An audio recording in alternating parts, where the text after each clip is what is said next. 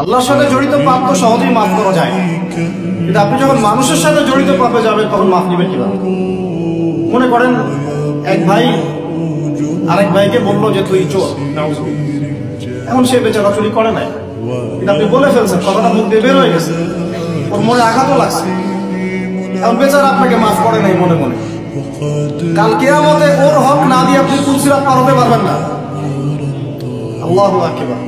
আল্লাহ পাকের ইনসাফ এবং বিচার এত সূক্ষ্ম হবে, কত সূক্ষ্ম আপনাকে আমি একটা হাদিস থেকে খালি বলি, 1 মিনিট।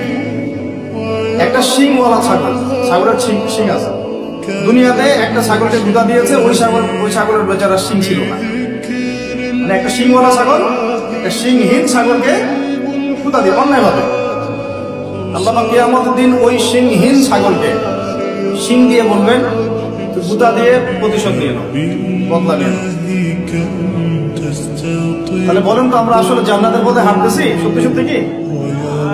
নামাজ রোজা হজ যাকাত তো চলছে, ঠিক আছে বুঝলাম, মানুষের সাথে জড়িত হওয়া কিভাবে মিটাবেন কিভাবে?